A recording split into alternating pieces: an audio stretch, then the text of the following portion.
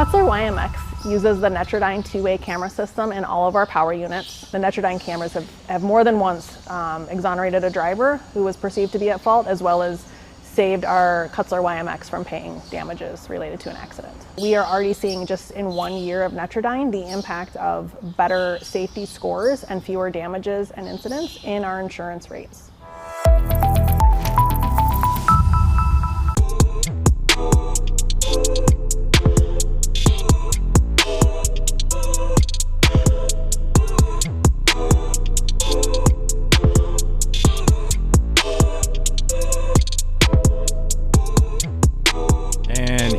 And welcome to this Thursday, October 3rd, if you are watching or listening live. Freightonomics coming at you this week, the week of the ILA strike. We've talked about it for a few months, and it's finally here. Yeah, and Zach Strickland, head of freight market intelligence, Tony Mulvey, senior analyst here, going to talk about freight market economics here today with you. And the ILA strike, for those of you that I don't imagine anybody watching this show would not know what this is at this point, go read some FreightWaves.com. There's articles up all over the place about this. We're going to discuss a few of those and some of the details behind it, but the International Longshoremen Association, of course, a lot of the dock workers that take the containers on and off the boats, not just containers, but all the other things as well. And they are basically asking for increased wages, but in combination with saying we do not want to be replaced by automation. Yep. And they're pretty, you look at their president, they're pretty hell-bent on that stance too. So it's, I don't know how impactful overall the freight it's been so far, but it's the first real disruption I think that we've had since COVID.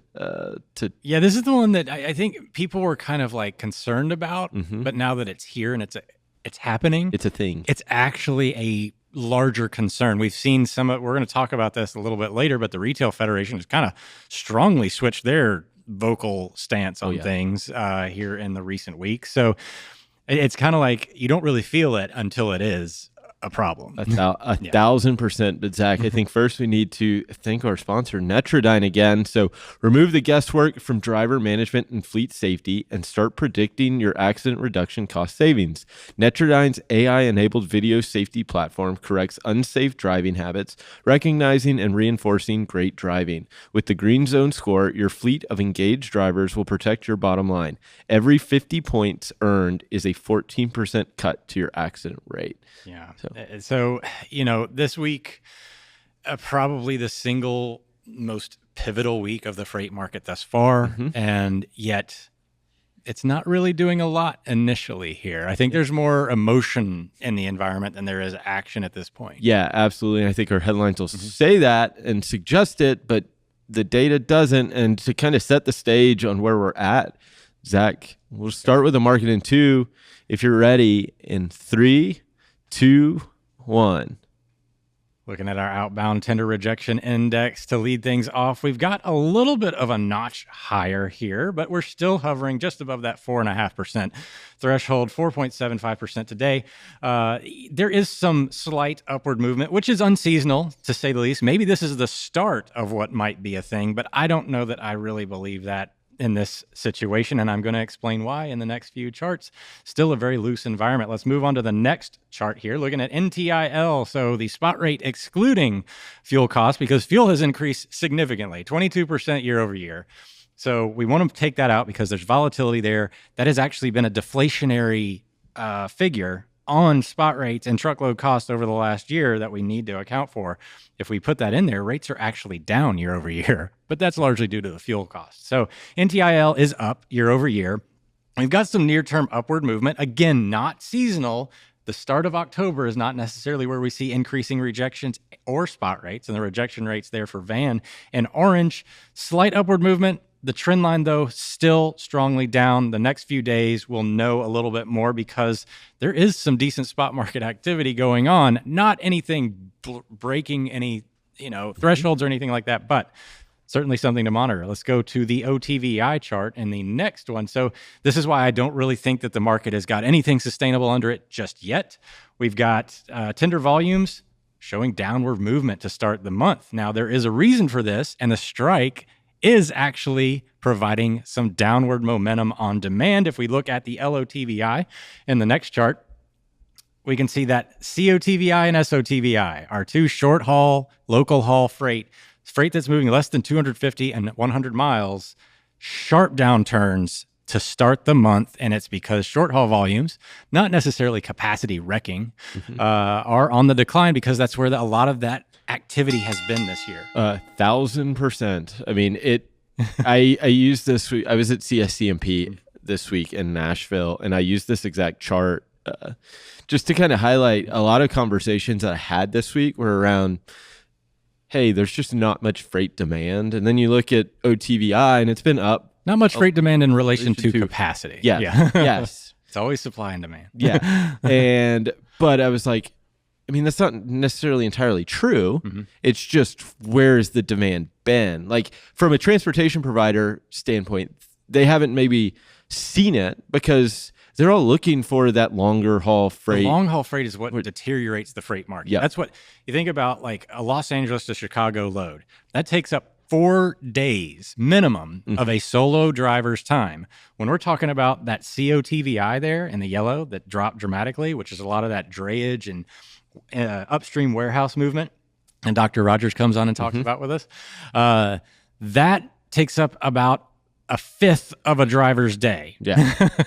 So think about it. You've got 4 days. One of those long haul tenders is a 4-day situation, whereas this one is talking about less than a fifth of a day. Yeah. So to me, it was just demand's been there. It's just not been allocated in the way. And then what has been there, I mean, the rails kind of swooped in and taken advantage of it. I mean, lower cost, lower rates, little service has improved to, I mean, far better than what it was during the pandemic. And so it makes it attractive. And well, also there's not a sense of urgency around it yet. So exactly. So it's why the rail, in a sense, has taken market share from the truckload space over the course of the past, call it 6 months, because that's been the case. And also loads that move less than 100 and 250 miles are rejected at much lower rates. Yep. So that is probably what we're seeing driving that O-Tri higher here to start the month of October, because we just have less capacity, like,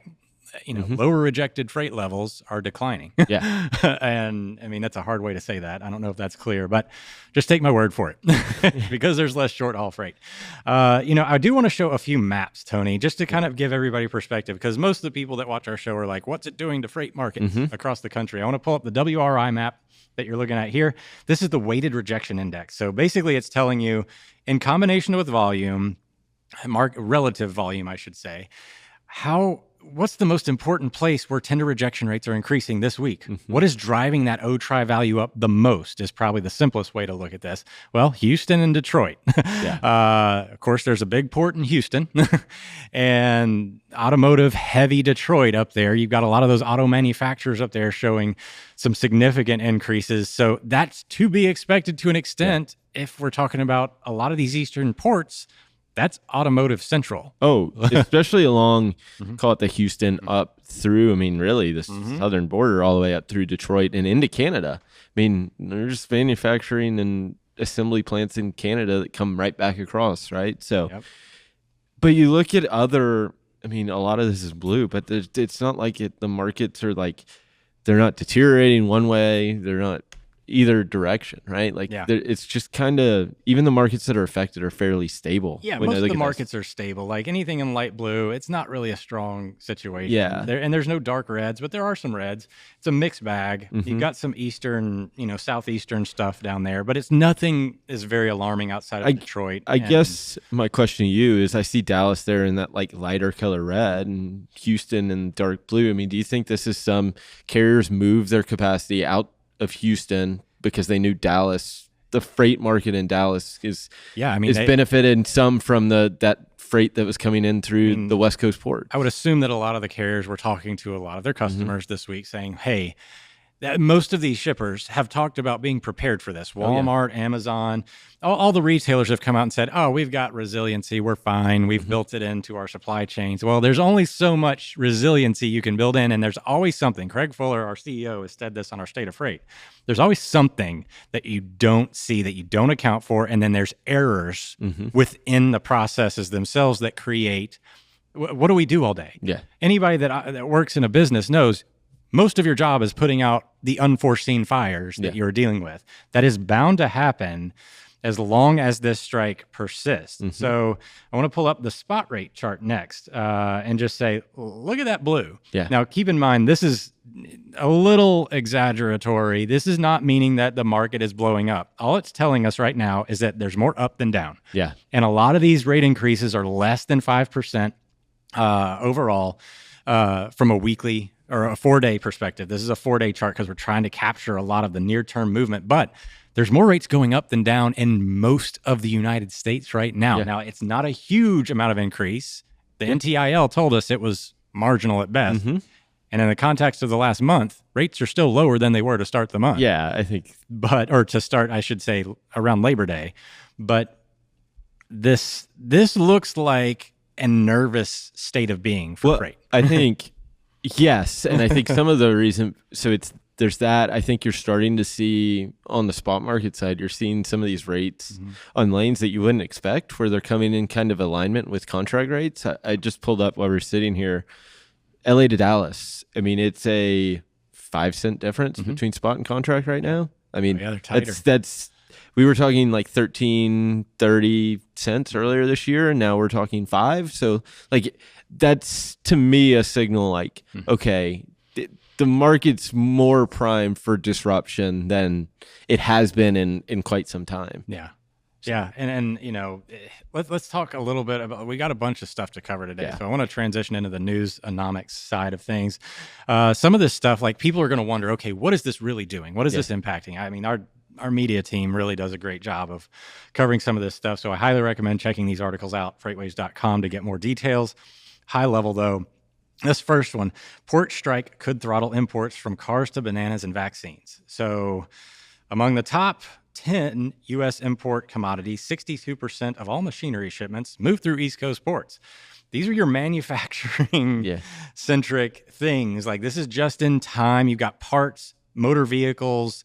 A lot of the automotive parts are reliant on this to come in to support their supply chain. Yeah, I mean, think about it from the perspective where a lot of these manufacturing facilities have been propped up or built up in recent years. I mean, along the Southeast and in the center of the country, not so much on the West Coast, right? The West Coast is fed by imports that move into warehouses, not manufacturing. West Coast is retail, East Coast is manufacturing. Yeah. A lot of just in time on the East Coast as well, because there's not as much real estate. And that's kind of the story. Like there's going to be a very differentiated experience here from this strike. So one of the things I found interesting though, New York, New Jersey, the second largest port complex in the United States, 28% of the total volume coming through there is non-alcoholic beverages. That's 9% beer, by the way. That's a lot when you really think about. So that's something to know though, as in terms of like the beverages and things that are happening. Yeah, and then I mean you go down and look further south, right? You've got Baltimore. Baltimore's your car. Heavy auto. You've got Port of Wilmington, which we don't ever really talk about because it's not a massive port, but it is for one commodity, and that's bananas. I mean, it's the largest. A lot of these ports have specialties. Yeah. Like, it's crazy. Like, Savannah, not necessarily a huge specialty. It's retail as much as anything, but it's got vaccines, and a lot of medical supplies come through the port of Savannah down there because there's a heavy amount of medical equipment production going on in the Southeast. And, you know, if you look through this article, it kind of describes to you what each port has its, you know, specialty in. Port Everglades, Florida, medical instruments, T-shirts, sweaters, motorboats, and yachts, not surprisingly. Yeah. I think what's interesting, I think what gets kind of lost in, and I think this will move into kind of our next article, is this panic buying already spreading as ILA dock worker strike gets underway. Yeah. I think the last time we saw like a panic buying situation was COVID. And I mean, that effectively shut down. I mean, the bottlenecks happened at all ports, right? It was both West Coast and East Coast. This is affecting one side of the country. The other side is going to face congestion from it, but like freight is still ultimately flowing through those West Coast ports. It's not like it's just like Yeah, we didn't shut down everything. A lot of people have resiliency built into supply chain. Yeah, and I think that's what's getting lost sometimes. People don't understand what's like. Be informed before you start panicking, because the panic actually forces everyone rational to panic as well. Yeah. And that's what happens. Like the toilet paper run in COVID, for instance, which we're already seeing some semblance of, at some of your larger retailers, Costco and Walmarts and stuff. But it doesn't have to be. We make toilet paper here. Yeah.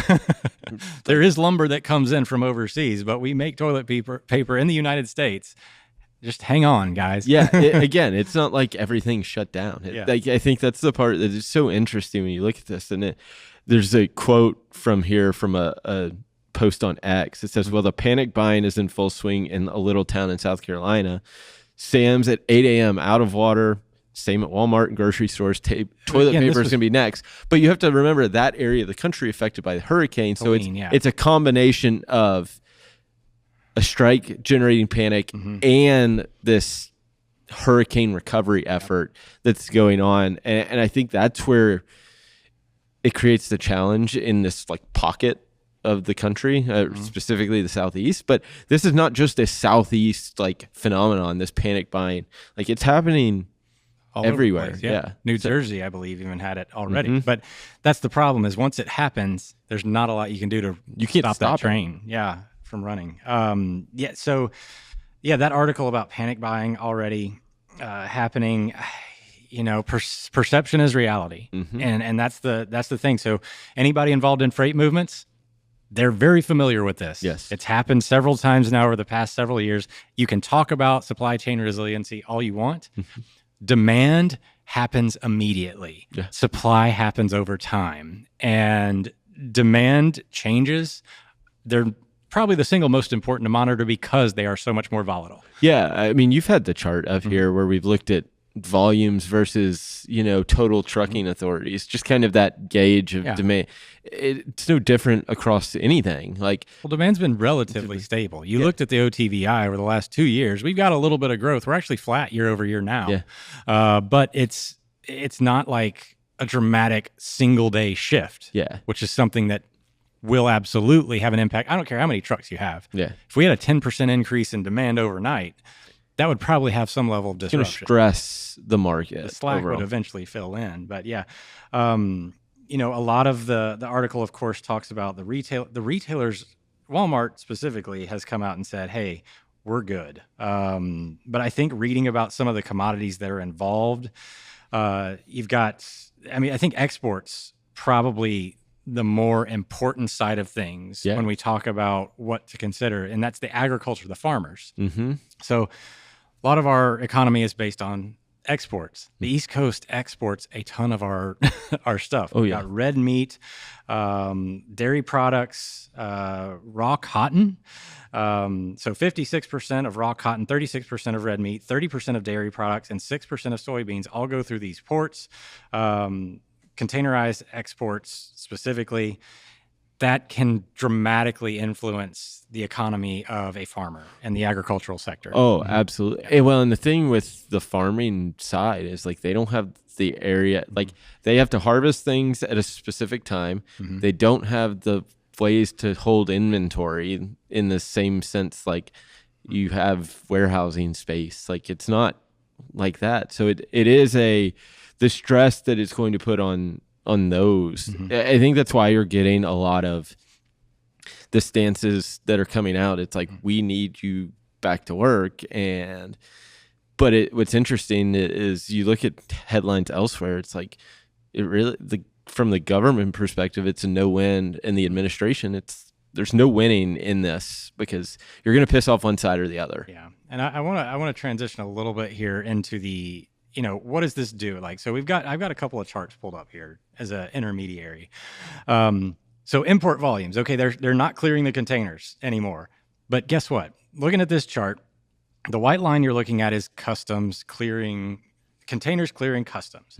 The yellow line on the top of that is import bookings going to the Port of Savannah. There is a little bit of deterioration year over year, slight. But if you look at, they're really not modifying their import booking cadence. Yeah. To me, that's a signal they don't think it's going to last all that long. They didn't think it was going to last. Yeah. I think many of them didn't even think it was going to happen. Yeah. And so as this goes on, you now have this potential buildup. Yeah, you see that, like, if you look in that green line, that ramp up in September, or like end of September, and then it falls off kind of last couple weeks. Yep. To me, it's like, okay, that's where they realized it felt real, that it was going to be possible.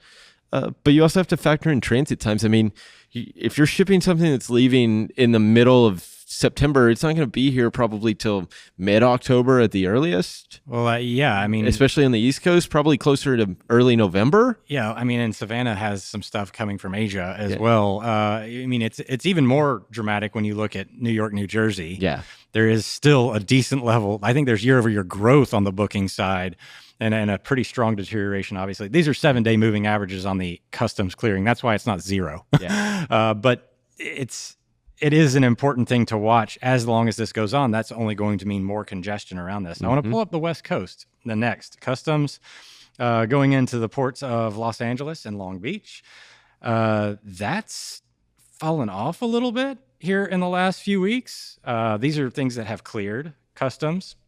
And then, I think this is something that's at risk to kind of bulk back up. Yeah. We've seen this fall off in the preparation for the ILA strike. A lot of people pulling stuff in, pulling it forward to the West Coast instead of the East Coast. That's fallen off. I think there's a risk here for that to kind of reemerge in the coming weeks. And if I look at IOTI for LAX and Long Beach, if we pull up the last chart here for this, my theory holds some water. Yeah. You see that growth coming back at the end of September. If we can pull it up, that's still the customs chart. The IOTI, LAX. Anyway, just take my word for it. Yeah. The IOTI is showing that there is a resurgence in bookings volume coming into. There we go. It's up like 20% year over year. Yeah. It's still really high. Yeah. And so watch out West Coast here in the next, 15 to 20 days. Yeah. And I think you're going to you've had a breather.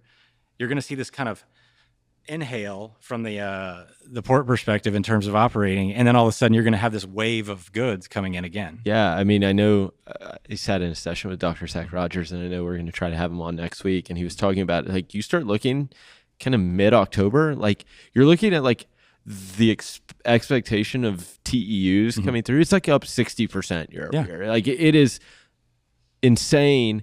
And we talked about it earlier this year, like the West Coast, call it June, July, kind of caught people off guard. I mean, you look at rejection rates up 8%. Like, I don't know if it's going to catch people off guard at this case, but the difference is that time-sensitive nature is going to ramp up tremendously by the time this stuff's hitting the port. I think that's the big takeaway here, is that maybe today this is actually a freight demand destroyer in the near term, which is going to lead to, obviously some loosening.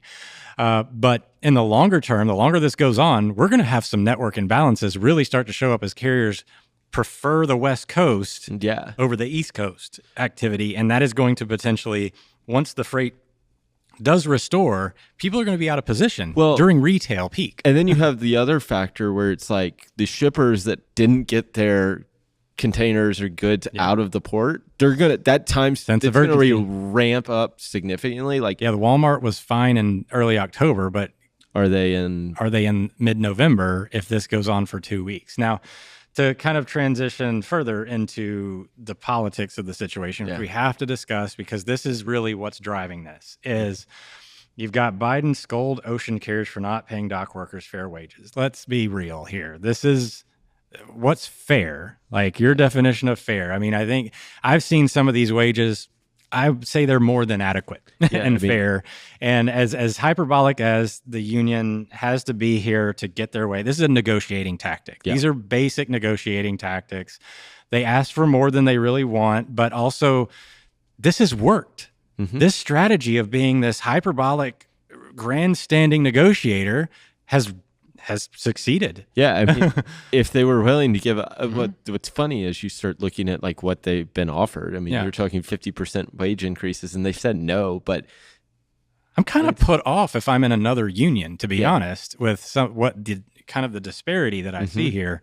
And so, but I think that's why they're so annoyed, because if you look on the West Coast, like their wages increase, like they're making less than what their West Coast counterparts are making doing the same job. Right. And I think that's part of their gripe. Except the cost of living in Mobile is not the same as Los Angeles. Exactly. And and it's not all places, the tide does not rise evenly on both sides of the planet here. Right. So it's, getting into that though, it does look like this has legs. Like I think a lot of people dismissed it, and you think about the politics of the situation. Biden's on his way out. Yeah, election's basically a month away. Does he have as much concern as people think he does for the new entrants? I mean, I'm sure he wants to support on some level, but he was effectively kicked out. And so there may be a little bit of resentment there. And again, I'm only stating this, I don't know it, as a form of like understanding the psychology of the situation may be more important. Yeah, absolutely. But I mean, I think you run the risk right now. I mean, the challenge that he faces is if he acts and invokes Taft-Hartley, well, now your whole labor pool, all the unions are going to be annoyed because they're like, why? This is like the biggest agreement. So it's not just the dock workers. It's like others are going to be annoyed and mad that you did this. Like you didn't take a pro-labor stance. And then the flip side is the economic risk is massive. Most people in the country, I mean, it's a strange development, unions. There's a, back when they were originally formed, that there's reason, there's strong reasoning, because big companies and organizations definitely took advantage of the situation. Yeah. And nowadays, it's not that doesn't happen, but now we're seeing the exact opposite, where the employee base probably has too much power over the employer. Now, you can argue about profiteering and stuff from the carriers all you want to. That may be true, but also the fact that they are limiting the growth of that business by saying, we don't want you to automate. We don't want you to improve technology. There's two things that improve your quality of life. That should be the goal in every business and every outcome, is improving the quality of life. People 100 years ago maybe made more money than us, but guess what? Most of our quality of lives are much better than they were. Yeah. And it's because of technology and education. That is the only thing that improves the quality of life. So when you resist improving that, you are not helping your own situation. Yeah, absolutely not. And I think to transition, wrap up the ILA and kind of talk about the other, major impact that we've got, maybe not to the freight market just because of the location. It's like, if it was I-5 or I-10, it's probably much more impactful. But you still got a couple major corridors that are going to face significant challenges moving forward with the flooding in eastern Tennessee, West North Carolina. Yeah. It's horrific what's happened over there. Like, I think people, if you've ever been to a disaster zone, the flooding event in the Western Carolinas is catastrophic. Obviously, thoughts and prayers to that whole section. A lot of people still without power, and they don't have clean water. There's still a lot of people in the rural areas that they haven't had any contact whatsoever. Yeah. So it is a pretty bad state of being, and of course, I-40, a major corridor for freight movement. I don't think outbound North Carolina is a huge market going that direction. You got a lot of that stuff in Raleigh going north.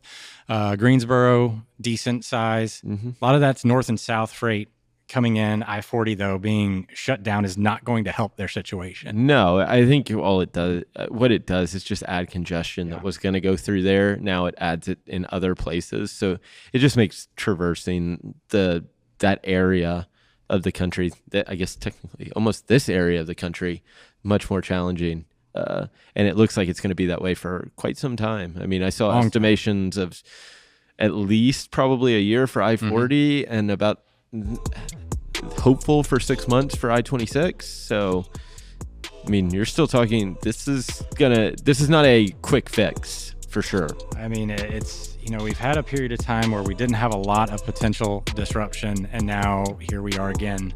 Right, for disruption. Again, some exogenous events showing up off the radar that are providing a challenge. So anyway, keep watching, stay tuned.